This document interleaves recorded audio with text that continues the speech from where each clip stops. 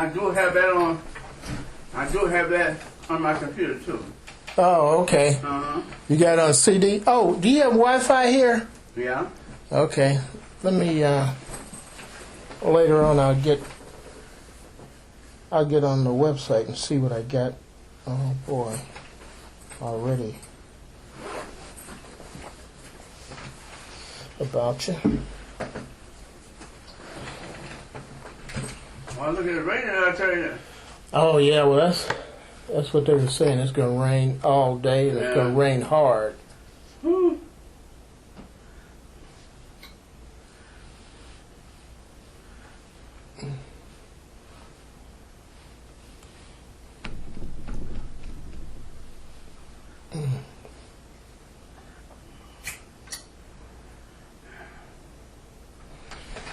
Okay. Let's see. Which one is you? Huh? Which network is you? I had to get that off my thing downstairs. Oh, So okay. we can go down there and get that. And we can go out in a minute and get that. Okay. Cause somebody, my granddaughter, he came out. I said, I don't know. I said, yeah, I got it, but what? Yeah. I have to go out and get the number off of it. Yeah, because sometimes it's a password, and the password is long. Uh-huh.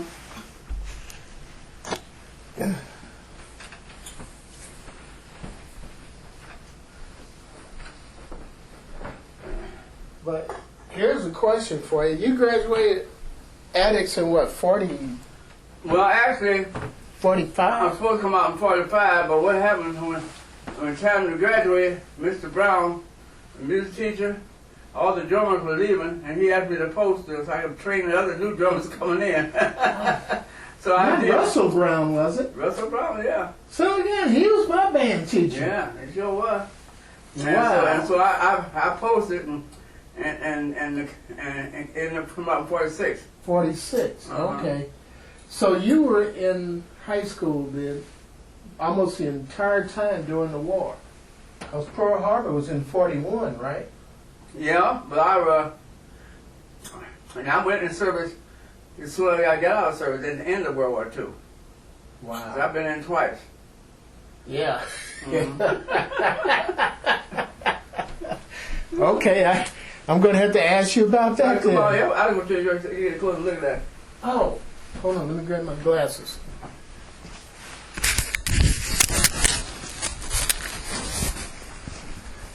Now see, that's my family tree. Oh, okay. That's what caused my computer to crash. At the time. Oh, you had all of that in there, Uh-huh. huh? Okay. And my computer at that time didn't have With much memory? Yeah, huh? Okay, well, Everybody was yeah. on there now except I had three more great three more great grandkids who wasn't on there. Oh, okay. Okay, the guy next to me there, that's my oldest son, James, Right. and that's his wife. Okay. See how I got things running from air, the little black mark things here, and his side here came all these here. All his children. This is my youngest side. Everything on that side came from him, and from them I go down. Yeah. Okay. And this is my youngest son. I tell you, Okay. he's deceased now. He was a helicopter pilot over in Vietnam. Oh, okay, yeah. After he got out of service, he caught the Agent Orange. That's what took him out. Well, yeah. Uh-huh. Okay, so that's probably who I saw, who I met. When?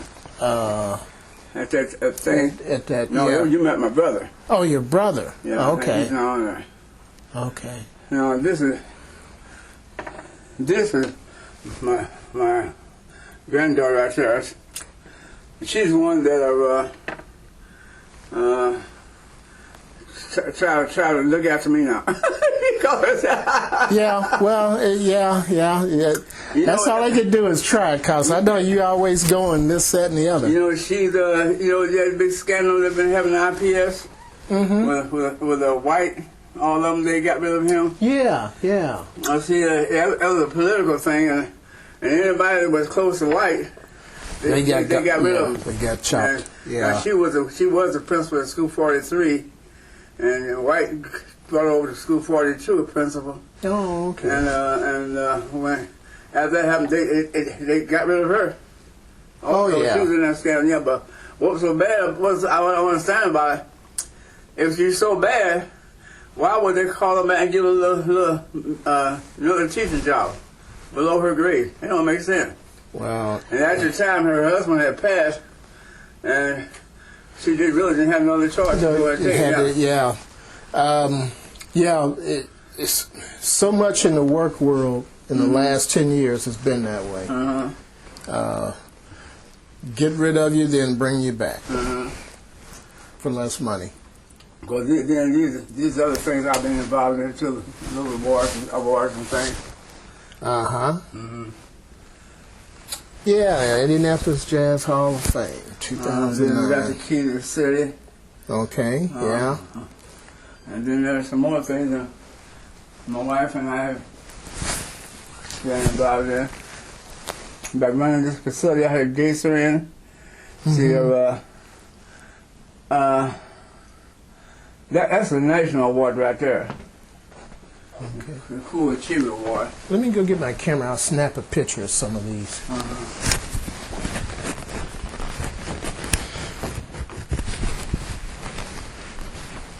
So no, See, the things that we were doing out here at Jason, I knew that we was the only black facility of its kind in the whole Midwest.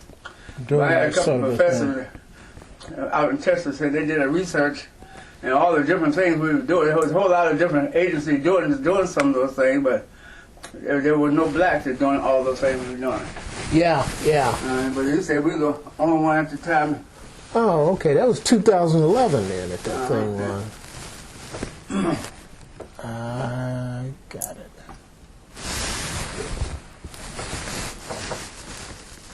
Oh, wow. Partners in Progress.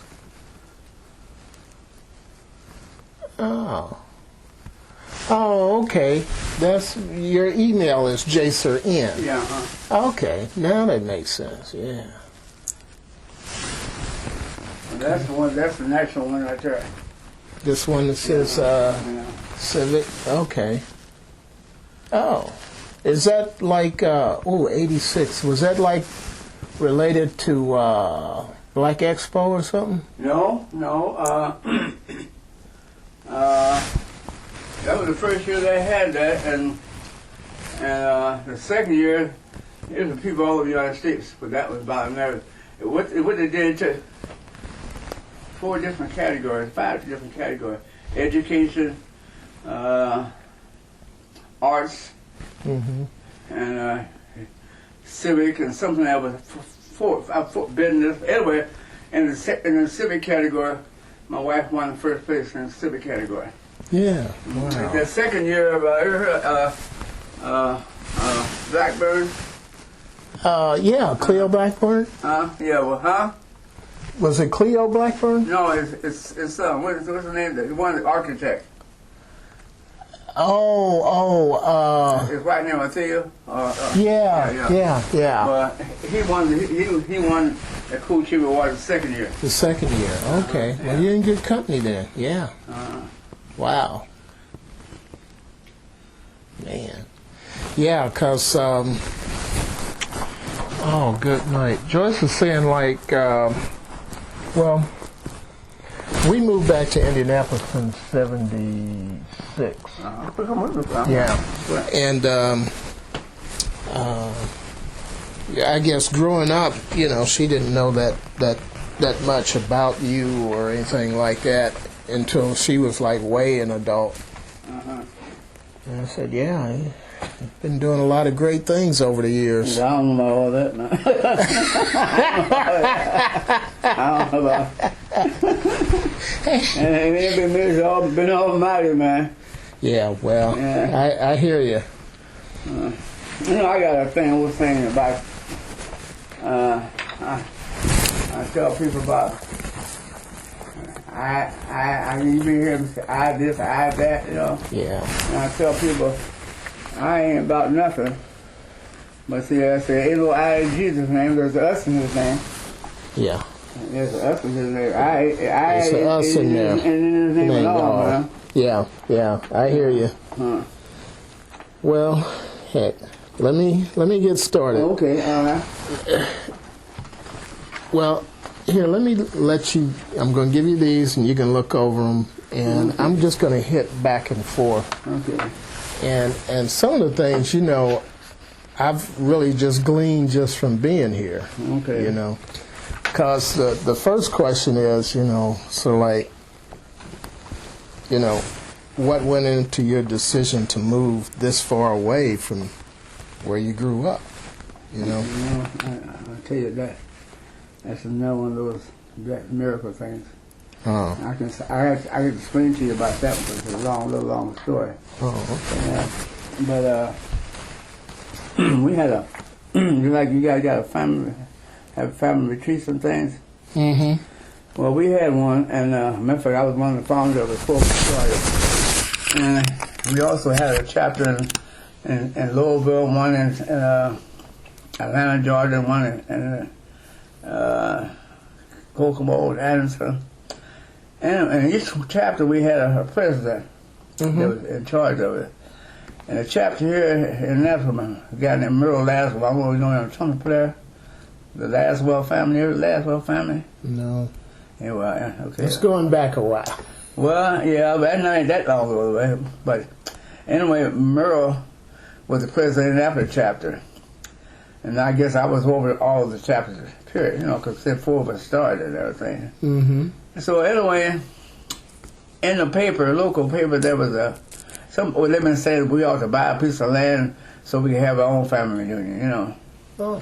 Okay. And so somebody in the Star, there was this place here was for sale, And they come and say, well, we ought to go out and take a look at it. That's all. And since our president was in the hospital, said they wanted me to go. I said, okay, I'll go out with this. He came out here. It was nothing on this land but an old barn and an old country house sitting down there. And you couldn't even drive one car off the road onto the property, it was that dense. Overgrown. And so in the meantime, they came out and said, no, we don't handle that. We can't do it. It's too much land. It's too far out. No. They kept on. Everybody said no. Mm-hmm. And I was telling him, I said, look, don't tell the man you don't want to. Tell him you're going to go and think about it, and you get back in touch with him. That's the best way to do it. That's the way business works. You just a committee, take it back to everybody and see what you want to do. So anyway, we told the guy. So about a couple weeks later, we had a meeting, and it was presented to the family reunion, and everybody said, no, it's too far out, no. And as we were leaving this meeting, it's a weird thing, as we leave this meeting, the Ann was walking behind me. And I was walking around, she said, I heard this voice, I said, well, if you don't buy it, I'll buy it. I turned around and looked at her, I said, what did you say? Yeah. And she said, are you crazy? I ain't on my mind. That's what you the one said it. I said, and I ain't on my mind. I ain't said nothing. That's the guy's truth, man. I tell you. Who said that? Who said that? Yeah, one of those deals. And no sooner as she said, I said the first thing popped in my mind, my dad. My dad always told me, if you say you're going to do it, you do it. If you ain't going to do it, leave it alone. Boy, he done got that in my system, Yeah. And then on top of that, another thing he always tell me. Well, every time my dad tell me to do something or not to do something, and I'd go just opposite what he tell me, something bad happened every time. Yeah. Boy, it's weird. But anyway. And after a while, you start connecting up the dots. So in the meantime, I said, I didn't say that. So, let me ask you a quick question. Yeah. Your dad was the brother of William Edwards. No. No? I'm some kind of women through my mother. Oh, through your mother. Yeah. Okay. Your mom. Okay. So okay. Women was and Sonny Robert Leslie was my mother's uncle. Oh, okay. Okay. All right. And their sister Anna is my great grandmother. Okay. Okay, my mother. Okay, I'm just going to go back now and tell you how related here. You remember Aunt Bertha? Yeah. And Aunt Mary?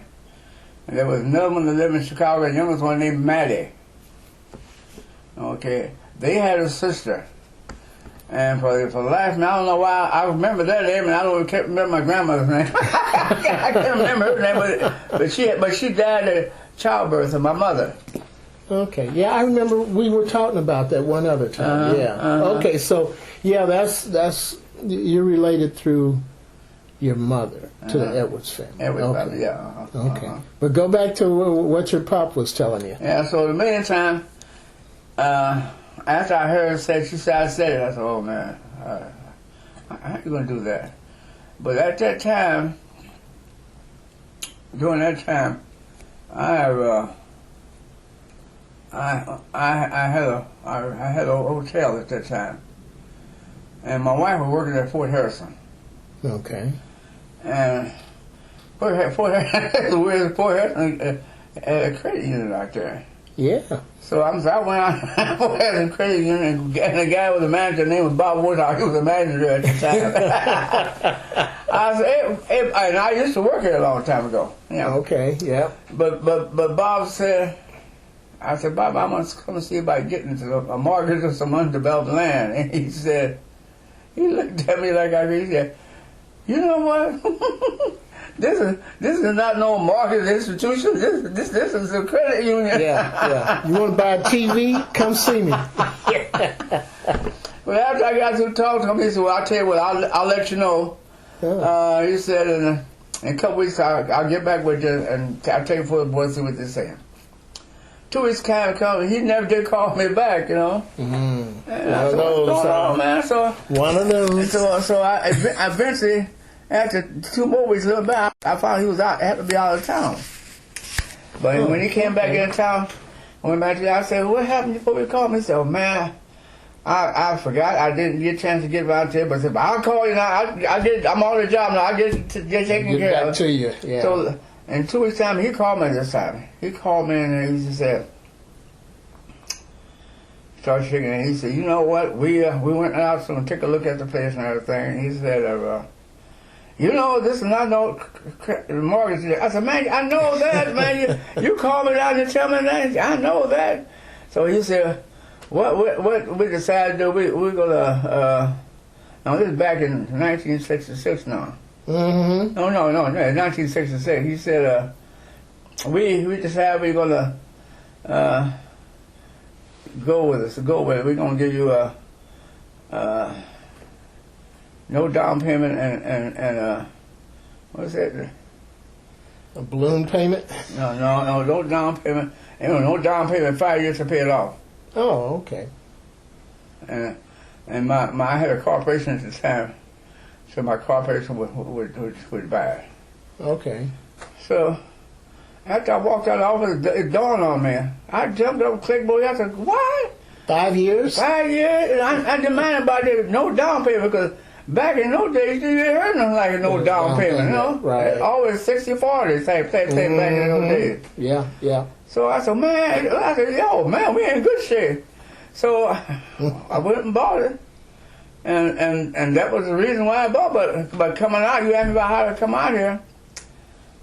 We still I was running the hotel and everything and doing everything. And so is that the hotel on 22nd Street? 23rd and Central. 23rd, okay. Yeah, Coastlands Manor Hotel. And so during that period of time, where was I at now? I'm kind of lost my thought. Oh. No, you were saying originally you came out here because it was a group. Oh, yeah. And they decided they didn't want to, and so you were able to get it financed through the Finance Center Credit Union. Yeah. But anyway, what had happened, we had this place, you know, and we used to do it.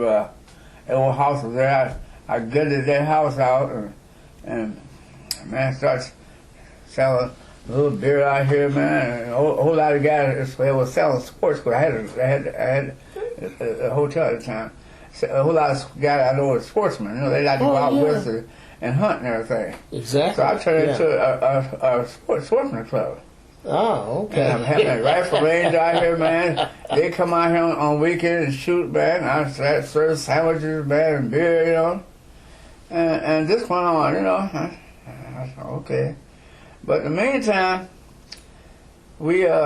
Ann was working at the, it's called something like, wasn't Cedar or something like it. It was a drug prevention program, what it was. Since back in those days. Cedar Sinai Hospital or something? No, it's for the government. Oh, okay. It was, so she was manager of the office, and somewhere along the line they sent her down Florida for some workshops. Mm-hmm. And while she down in the workshop, and they were talking about the need that people have in different places. And so when it got to her, she was telling about this land we had, you know. Oh, yeah. So they encouraged her to try and put a program together, you know, try a retreat, something like that. Oh, yeah. So that's where that started from. Oh, okay. Yeah. They still do it now? Yeah, so, but in the meantime, the things we were doing out here, we were working with the youth, the underprivileged youth kids. We and not only doing that, we bring kids out here on weekends. Oh, yeah. We had spring vacation camp out here, summer camp. It's strange. You drive for an hour and you get in a whole different environment. Yeah, it means a lot to a kid. Teaching kids against drugs and gangs and stuff like that. Yeah. And then on top of that, we would have in the area here, we would have a food bank out here for people. And then on top of that, we even had a clothing. We had one unit over there that we keep food and furniture, and we have furniture bank and clothing bank. Oh yeah, you know, helping people. Even at several points, we had families that house like my son's house got burned down. Right. Well, we pull them up at no charge, and different churches would send families out here to help, man. And it was just the Lord was in control. That's the whole thing. That's how it works out. Red Cross can't do it all. Yeah. We did that for over 30 years. Wow. Man. So that's how you ended up coming out here. So now see, you just answered question 1.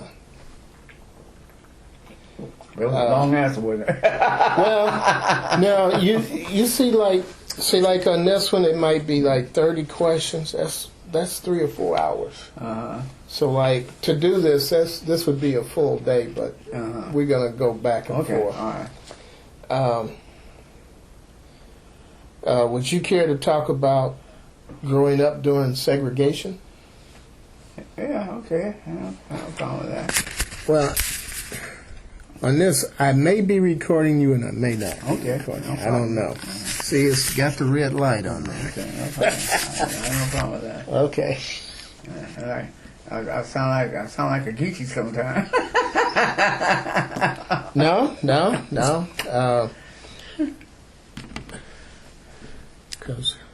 Or maybe I could do this on my phone. But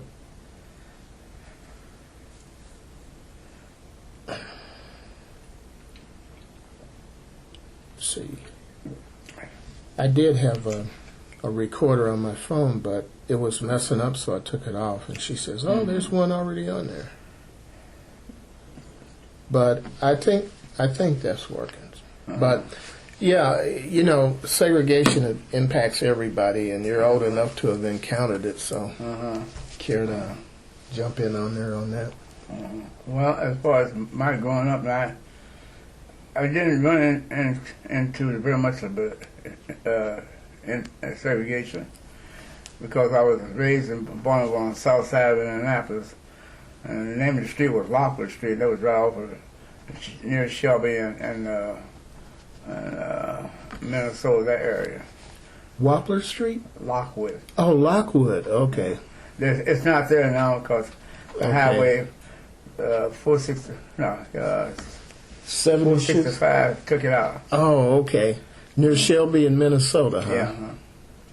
No, not 465, but 65. 65. Yeah. Took it out. Yeah. And anyway, during that period of time, it was an integrated neighborhood. And of course, I went to a segregated grade school. Okay. That was school number 19. And I had to walk anywhere from 10 to 12 blocks or more to get to school. When I graduated from school at 19, I could have went to a manual high school or Southport. Yeah. I didn't want to go there because I know a whole lot of friends were going to Addis High School. Oh, okay. And I wanted to go to Addis. Yeah. Because I know they had a fantastic music department there, you know. So I went to Addis High School, and that was a segregated school, you know. Oh, yeah. But one of the best schools I think it was a blessing that I went to. Oh, yeah, school. yeah. It's amazing. Earlier you mentioned that your band leader was Russell Brown. Yeah. He was there when I was there in '66. Yeah, he's been a long time. You know, Russell Brown has taught so many musicians that came out of Indianapolis. And I tell people all the time about the musicians that came out of Indianapolis that 98% of all the musicians that leave Indianapolis and make it. When they go out of town, they make it. And the only reason why the other 2% don't make it because they're too lazy and trifling, man. Yeah. Because if you make it here in Indianapolis, you can make it. Yeah, that's a fact. Because just like Russell Brown, man, he taught. You name him, he had taught one way or the other, man. Yeah. He's been a big influence. Matter of fact, I was one of his pallbearers at his funeral. I felt that was an honor, Okay, yeah. Wow. Fantastic guy. So, after your high school days, you went into the military. After high school, yeah, I did, And because I also went to Arthur Jordan Butler also.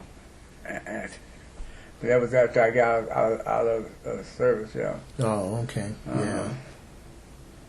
I went in I think it was, I'm trying to think, it was 42, wait, no, I was 48, 40, I came out of high school, 46, 47 I went in.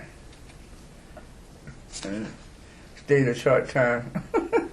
Oh yeah, back during that time. And then after I got out, when this COVID thing broke out, they called me back into service because I didn't have no time in already, and they gave me 5.5 refresher and sent me straight over to Korea. Straight to Korea, right? Yeah. I tell them, I said, man, I'm a musician. I'm a band. They said, well, we got a band up on the front line. Yeah. Take this rifle, pretend it's a saxophone. We didn't have no M1, but we. Oh man. Oh. Yeah. So, I guess here's a question I always ask: what was your first job? My first job? Now, like this, that can be a two-part question. You know, it could be like your first part-time job, you know, and then after that, your first what you call real job, or, you know, your first part of your career, you know, because that gets to be a tough question. Well, I'm going to tell you about my first job I ever had, and I was in I'm trying to think, was I was in grade school or just going to high school, one or two. Yeah. My first little job, I'll never forget back in those days, the boys were wearing drapes, you know. And those tight pants down, they're tight at the bottom there. You had to, it was grease your feet to get them in, your feet in. And I at that time, my dad was buying all my clothes at L. Strauss and Company. And she said, he always said, well, no, that's what. He like boys. That's what he called it. That's the way they dress, and that's what he always dressed. And my grandmother always told me, you don't go out in public unless you wear a shirt and tie. You know, you don't go out amongst the women without a shirt and tie. You know, and that was brand proper upbringing. Yeah. So anyway, the time came, I wanted some drapes, and my dad bought all my clothes, and I said, Dad, I want me some drapes. My dad said, no. He said, like, boy, don't wear baggy things. No. But I'm so insistent. I said, Dad, I want me some drapes. And he said, no. I said, I know I'm gonna get me a job and buy me some drapes. And my daddy told me, he said, well, I'll tell you what, you can do that if you want to, but you never had to worry about me buying you anything else. So I went out there. I went and on Saturday, I went out of school. On Saturday, I went down to Star Service Shop. That's I remember that. On Illinois or Capital? No, Illinois and Maryland. Maryland. Yeah, somewhere downtown. Yeah, I remember that. I went down there and got me a job. Shining shoes on Saturday. I don't know if you remember a guy named Paul Wheaton or not. Paul Wheaton is one of the world's greatest guitar players. He was down there. He worked down there too also. Oh, okay. So anyway, I went down there. I worked down there 2 Saturdays, or maybe 3 Saturdays, and made enough money to buy me some drapes. You know? And then after I bought a drape, I quit. It's enough for me. But anyway, I bought these drapes, and my dad looked at them, and he just turned his head and walked away, man. He just said, boy, this next generation. And he didn't buy me no more clothes. But what I found out later on, he was sneaking, giving my grandmother money to buy my clothes with. But he wasn't going to do it. He wasn't going to admit to it, but he would give it, funnel it through grandma. Yeah.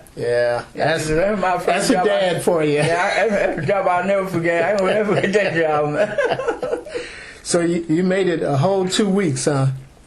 Yeah. Well, see, that's the thing. So, like in that, you didn't get a salary. You just got tips, right? Or how did that work? Oh, well, we got a little salary. Okay. Well, do you remember what it was? That's the question you always ask. No, I don't. It was peanuts. I know that. Okay. Peanuts. It comes 2 or 3 weeks to buy a per pan. Yep. Then the other part of that is, okay, well, you know, a lot of people, they have like a part-time job, then they may have a full-time job, then some people have careers. So I know you said like you were a musician, you owned a hotel, so... That's one of the things I own. That's one of the few things I own. Yeah. So what would you say was your first career job? Musician job. Okay, that was with a band called Leo Hines. Leo and Hines. Leo Hines. Leo Hines. Hines. Okay.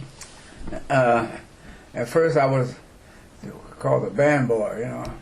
Okay. I would go, he had a big band, and I would go and sit up the stand, the music stand for his band. And one night the drummer didn't show up. Mm-hmm. And they had some drums already set up, man. So he knew I played the drum, you know. He hired me. So I had me a job after I kept the job. Okay. Okay.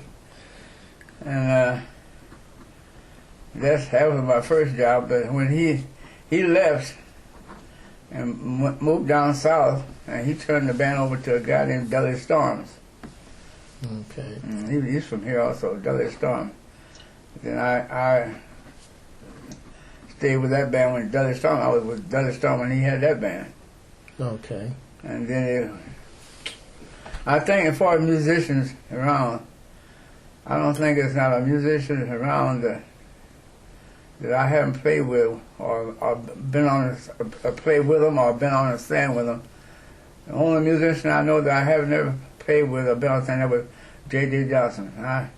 I never even met J.J. Johnson. I met his wife, Leon. I met his son. But during the time during that period of time, J.J. had, when I stopped going out to clubs and things, J.J. had moved to California. And I think it was California or West Coast, one or two. And when he did decide, J.J. moved back in town. When he moved back in town, I was out here working with the kids. I didn't hang out in no clubs there. So Okay. I didn't get a chance to know him. But all the rest of the musicians that been here through here, like through the years, yeah. like Freddie Hubbard, all of them, you know. Oh yeah. Yeah, because I played with Jim McCole for many years. You name them. You name it, you've been there, Yeah, huh? Okay, well. Yeah, so you had a musical career. But my dad was a musician too. That's the reason I know a whole lot of old musicians too. Oh, okay. Now, what was your dad's name? Alvia, A-L-V-I-A. A-L-V-I-A. Coleman. Okay. Yeah, I didn't know that. Yeah, that happens a lot. You know, like I say, the talent runs in the family and all Well, we that. got a whole lot of musicians in the family. Yeah. I'll just touch on this briefly. You mentioned that you grew up on the South Side. Yeah. And for people my age, that seems so odd, but more and more I'm learning that a lot of blacks and Jews used to live on the South Side of Indianapolis, whereas like now, the South Side is almost exclusively white and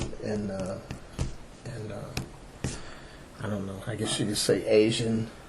Yeah, So, you know, different parts of the South Side, you know. Yeah. Like on the southwest side of Indianapolis, there was a whole lot of Jews and a few blacks, you know. Yeah.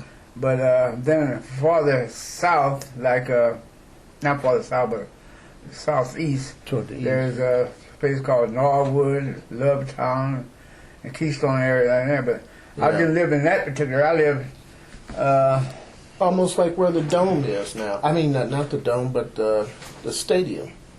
You no, I'm further south than that. further south? Yeah. Okay. That's out there by Keystone in that area.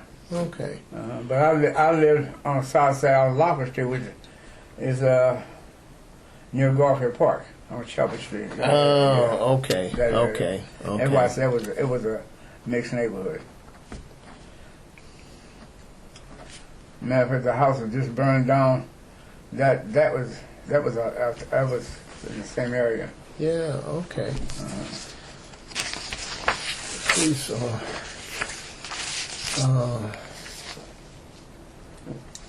think we covered all of that. And just like most of my life, I've been around integrated. Mm-hmm. Except out here. Oh, yeah. This was Ku Klux Klan territory. Oh, yeah. Everybody wonder why I come out here. I don't know. The Lord sent me out here. But you know what? Let me tell you something about that. The most beautiful thing about that, I didn't realize what was going on. When I first came out here, I'm not getting off the subject, but when I first came out here, it was a guy coming out of my door like a Jehovah's Witness there, but he wasn't a Jehovah's Witness, and he invited us over to their church over in Rochdale. Okay. So I said, well, man, and then my wife, we went over there. My wife wanted to join, and because we always been together, I would join too. But I said, no, I'm not going to leave my church in Indianapolis because my grandfather used to be assistant pastor at Mount Pilgrim Baptist Church. Okay. And I said, I feel like somebody in the family should have remained a membership here. A member, yeah. So I'm going to keep her. She joined us out here. And then we started going over there. Then later on, I decided to come over here and join. But anyway, when I first got over there was a guy over at the church over there. I go to that Baptist church. And he was, he come and talked to me one day. I first went there. Yeah. And then after he talked to me, and the next Sunday he went to church, he said, "Hey, Al, do you know, I'm trying to think of a guy named Crystal,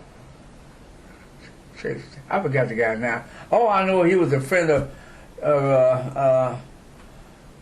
Forrest Jones. He was a friend of Forrest Jones. This guy, I think he was in real estate. Okay.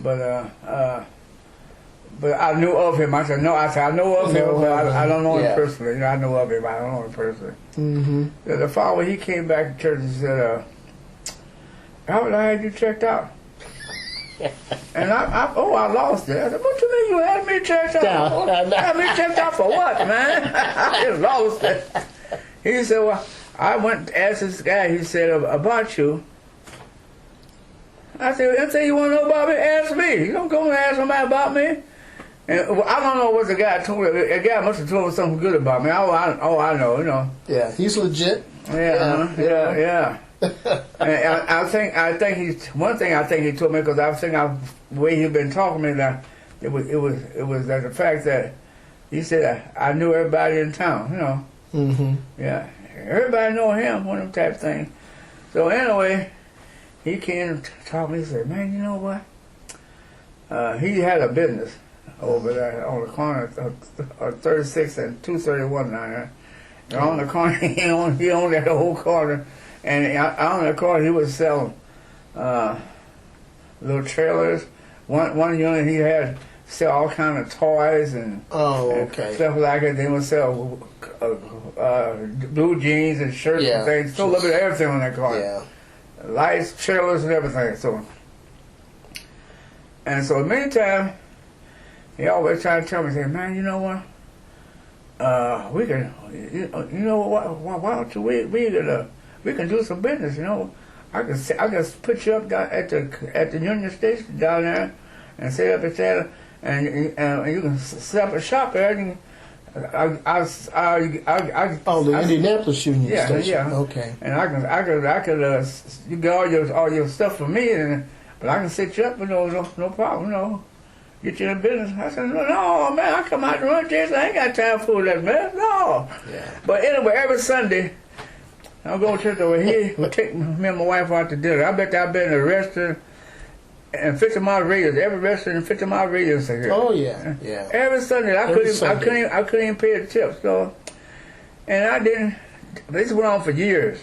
Really? And I didn't find out what was going on until later on. Finally, all of a sudden it dawned on me. He was letting everybody, because he's well known there, because what he is at that time he wasn't, but he's a millionaire. At the time I didn't realize he was a millionaire. That he was letting everybody know that he was my friend, and don't mess with him. That's what it was all about, man. See? Yeah, you just never know when you really people. And so I tell you what incident, I don't even take too much time to talk. One incident I ain't gonna never forget. He called, he goes, "Hey, Al," he said, "I'm gonna go to Kings Island, take my son to Kings Island, and know one of my friend's son, he's going, and well, why don't you go get your grandson and go with us, and we'll go to Kings Island." Yeah. I said, "Daddy," his name was Danny. Mm-hmm. I said, my grandson is old." He said, "Well, get your great grandson."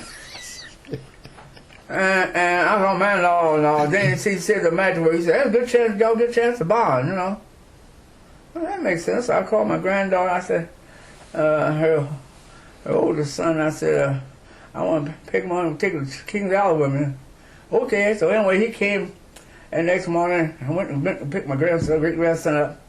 And the next morning, he came and picked us up. Yeah. He had this big, it's Ford station wagon, you know.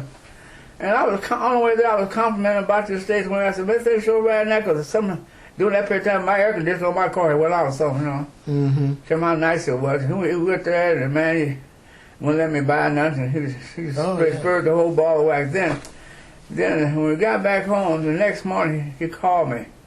He said, "Hey Al, I want to have your wife to bring you over."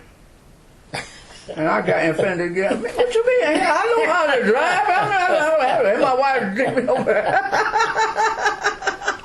I bet he was saying that. I wonder what's wrong with this nigga. I mean, He hard headed. So anyway, I broke down. I said, "Okay, I'll have her bring me over." Then when I went over, he handed me the key to his station wagon, man. This kind of guy he is, man. Yeah. Oh, man. I go with station wagon. I ended up giving a station wagon to my sister-in-law, and she drove it for years. Yeah, but, you know, for some people, that's not a big deal. They value friendship and relationships. But like I say, he's done so much for us out here, not even funny, man. Yeah. Oh, yeah.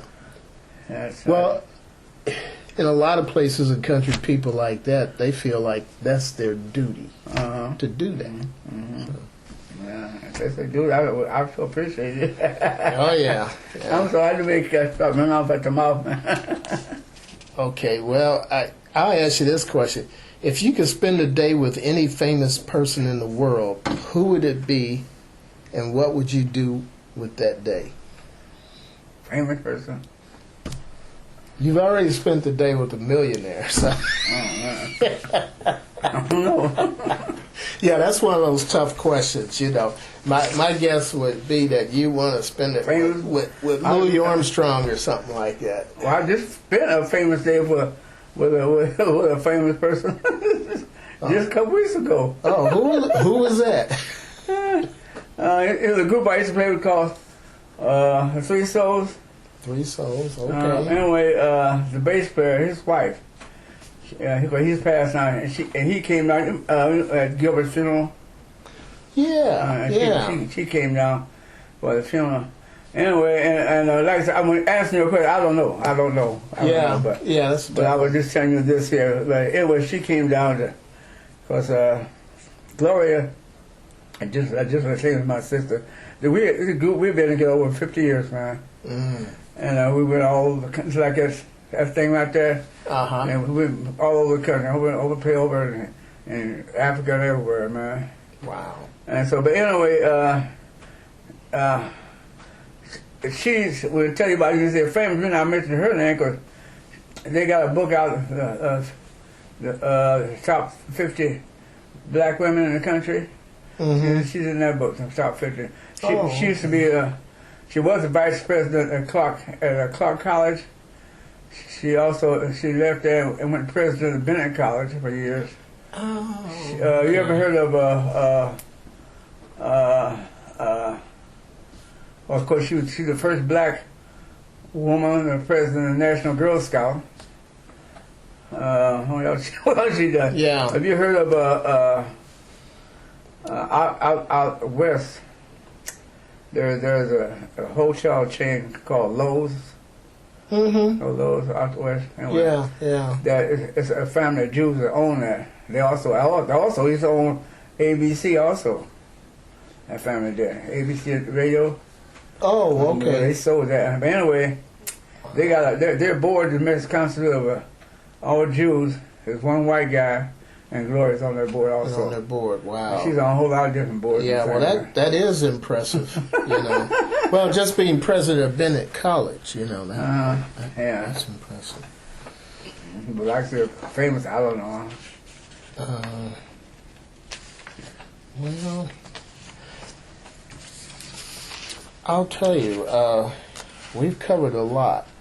And like I said, I'm going to leave these with you. And, you know, I don't know, in the next couple of weeks, if you can think of any of the questions on here you want to answer, you know, let me know. Because it's, you know, like a lot of these questions are sort of revealing, you know, like, you know, how did you meet your wife and all that kind of thing. I remember that one. Oh, okay, well. Sometimes people want to answer and sometimes they don't. So, okay. She was at school down out east there on that 37. That 37? Out there up on the hill. Oh, yeah, grade school. Yeah. Oh, yeah. I know what you're talking about. 26, Keystone. Yeah. Right there. Okay. She was there I think it's 37. Because she went to 26 and 37. Okay. Okay. When she go to 37, my first cousin and I was, my first cousin, she was just like my sister to me. Mm-hmm. Excuse me. And she used to live with us on the south side, but her mother moved back out east, and I was with her one day, and she was with my wife at the time. Okay. And I said, "Ooh," I don't want to meet her, man. so I gotta tell you this is funny, man, because she told my wife that I wanted to meet her, and she said, "No, he's too fast for me." Too fast. That boy's too fast. I'm gonna leave him alone. So she told me what school she went to and what time she would be getting out of school. So I played hooky one day and met her on the corner. And she coming down the hill there. I stand on the corner, man. Back in those days, you remember the riding habits they used to have? Boys used to wear the riding habits. No, when they habits, this is with the riding pants. And boots, that was back in those days. They were sharp, man. I remember riding pants and boots on, man. I stood up in the car with a cigarette in my hand, you know. And waiting for her to come down. I spoke to her. She looked at me and turned her nose up and kept on going. That boy's too fast for me. Oh, man. So I finally just slow walked her down, man. Yep, had to wear her down. Mm-hmm. Yeah. And I'll tell you something else, too. What's that? Uncle Willie, Wilmer, but I call him Uncle Willie. Right. He married me there. And I remember I seen him before he had died. He used to go, I think he used to go there, Kroger's or Standard grocery store on 39th and Illinois. Yeah. He used to go there. Him and his wife was in the store one day, you know. Mm-hmm. And I just happened to go walk in that store. I don't know what I was doing in that area, but I walked in there. I said, "Hey, Uncle Willie." He said, "Yeah." I said, I got something I got to tell you. He said, "What's that?" I said, "Man, you sure did tie that knot tight." And he told me, "I meant to tie it tight." So when people ask us, how long been married? I said, well, when it got past 60 years, I stopped counting. We stopped counting, man. Yeah. I know what you're talking about. Yeah, man. Oh, man. Yeah, that made me think about that movie, the Bishop T.J. Oh, T. Jakes? D.J. Yeah. It was a movie he put out not too long ago. He was marrying this couple, and you put this rope around both of them. Oh, yeah. He said the rope had 3 strands. Said 2 strands represent each one of them.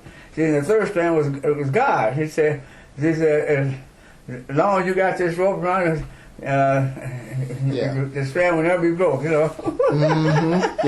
Yep. That's. I was thinking about that also, man. Oh man. I know that.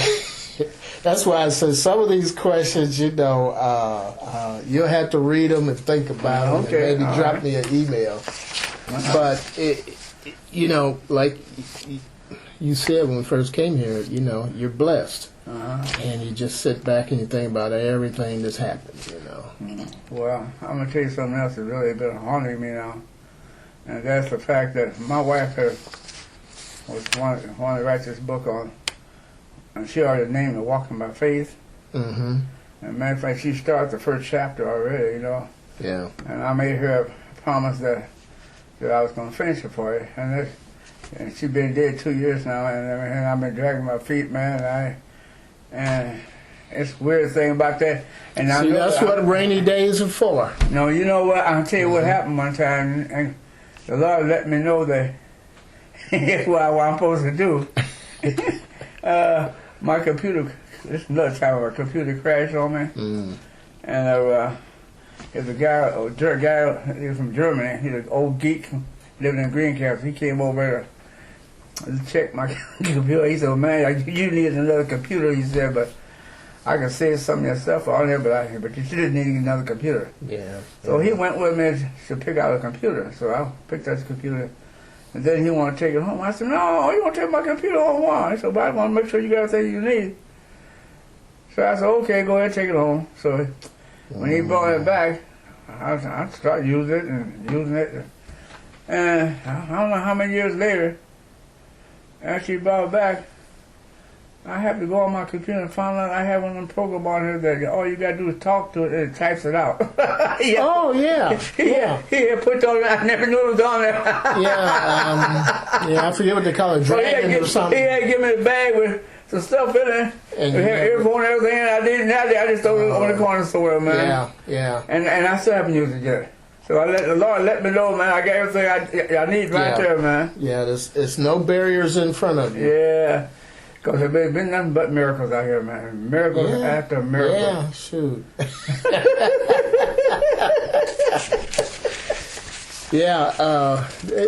If you look through here, there's some good questions, you know. Like earlier you were saying, you know, like, what was it, Duke Ellington had the song, Things Have Changed or something. Well, like, here it says, under extra questions, list 20 things you think the world would be better off without. Number 1, number 2, number 3. I don't know. I wouldn't say that'd be better without those either, man. Yeah, I know, but it just seems that way at times. But and see, that's a tough question. Yeah, it sure is. You know, I feel like everything is happening for a reason. For a reason. Yeah. I'm a firm believer of that. Yeah. We don't know now. I'm gonna tell you something else that's happening here right now, and I'm stumped. Because I don't understand it, because I know I did everything the Lord wanted me to do. I know that. But why it happened, I don't know, man. Mm-hmm. And it just happened, and I know eventually the Lord will show me why it happened. Yeah. Mm. Yeah, well, see, you've answered a lot of questions, you just don't know it. Like, look at this other one. What were some popular fads that you experienced during your life? Yeah. Now, you talked about drapes and riding habits. I wouldn't have guessed that. But, you know, so much. I tell you what I do have. I got some pictures and things that just downstairs in my office. You got a scanner, what you say? Yeah. Let me go out and bring that in. Yeah, and scan some stuff. Yeah, I wasn't thinking. I thought, well, maybe it'll stop raining after a little while. But then I say it's getting worse. Oh man, that's what I don't know when you get wet, man. No. Huh? No, I was talking about when I just brought part of the stuff in. I thought, well, you know, I'll wait. It's going to slack up a little bit. Oh, okay. Well, you can still wait, man. No problem. Just wait. No. Let me. All right, I tell you what. Look, I put on TV. We can find out where the clouds at now. We can see. Where it's at.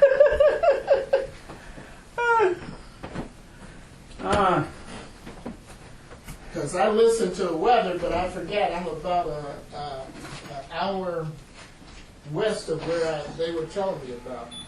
Well, I can tell 1 minute, man. Yeah, I'll be right back. All right.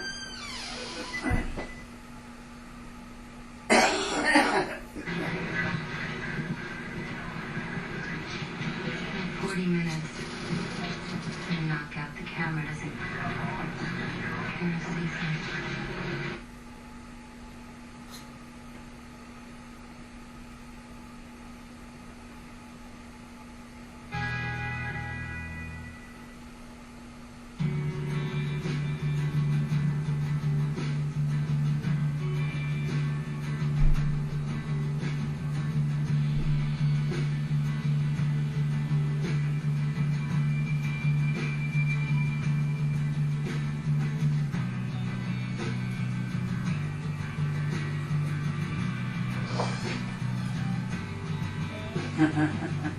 You know what? What's that? You're right. Well, And It ain't gonna let up for a while. Yeah, that's what they were saying, but you know, all of this was coming in from the west, so it's hitting earlier here than it did some Minneapolis.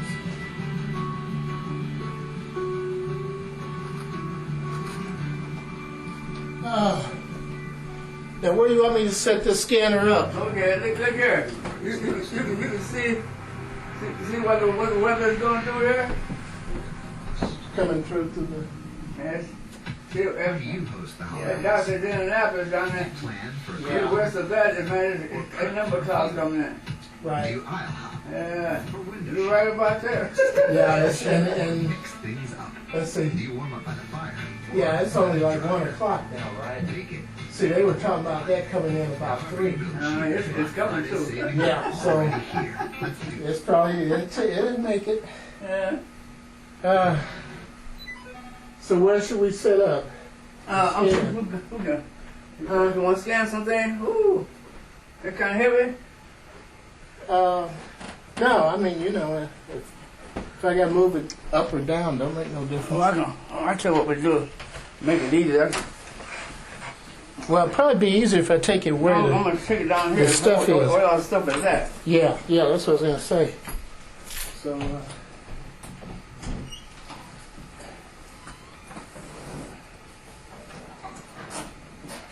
going to do it the easy way. yeah. Oh, man. I bet I got to turn off her. So we can put it all on this chair here together.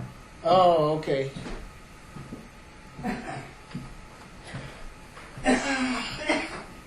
Will that flip up so I can get by?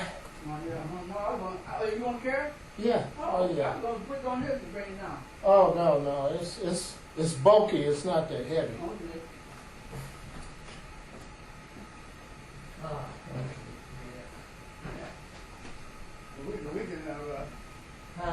We can huh? put it back up and take it back up. Oh, okay, yeah. No, that might work out. I was wondering if I could make it through there.